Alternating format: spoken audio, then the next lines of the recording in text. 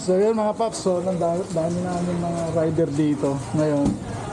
Puro pick booking yung aming pang 10 na si Paps. Dito lang sa Marikina. Ang pangalan ng nagbubok is Michael Radina.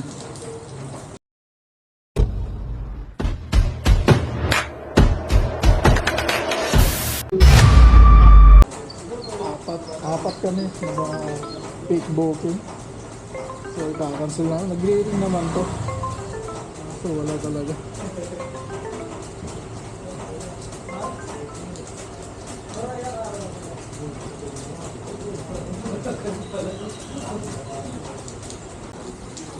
Strawberry Street, Marikina.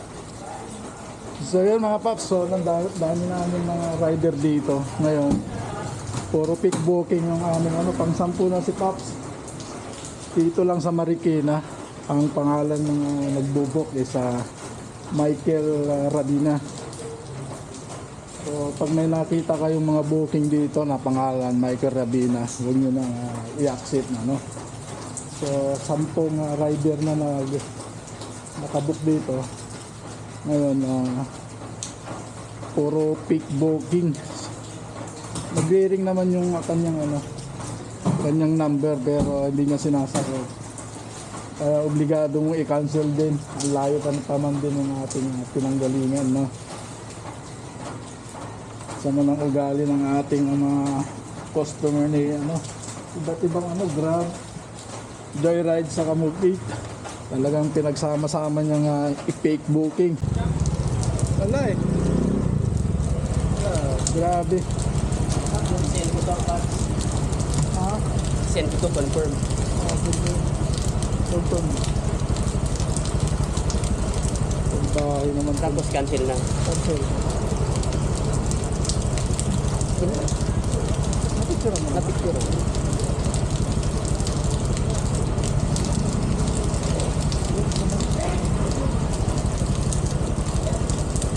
Ito. Papunta sa akin. Ha? Hindi. Tama naman daw. Marami naman daw nagtitinda. So wala. Paano ka? Hindi ko alam.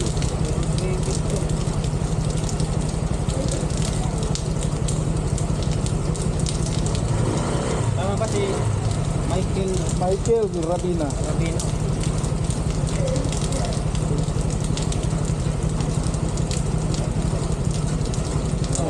Lagay TikTok. Makikita ni admin yan. Ay, ang dami nila. Ang dami yan. Wala, pangunsi ka ng rider, Paps. Cancel mo na yan habang pa.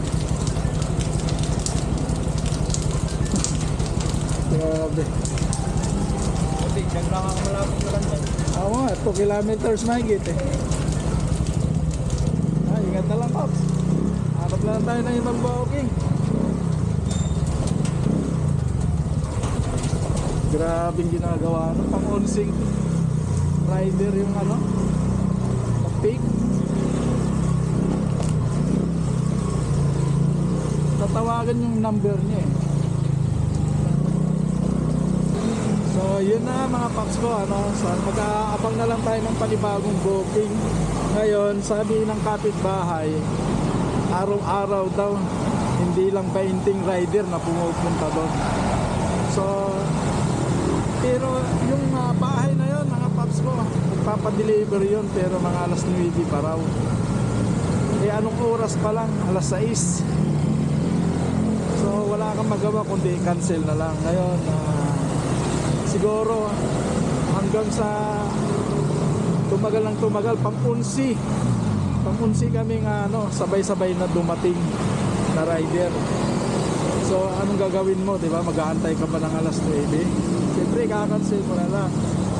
Ang sabi ng mga kapitbahay nila doon, araw-araw daw, ibig sabihin masamang ugali. Kung may nagbubok sa inyo na pick up, delivery yun mga Paps ko. Michael Radina ang pangalan niya. Huwag nyo nang i-accept.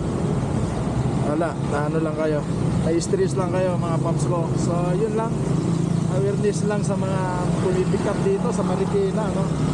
Okay, Michael Radina ang kanyang pangalan. Huwag nyo nang i-accept. Alright, so yun lang. Let's go.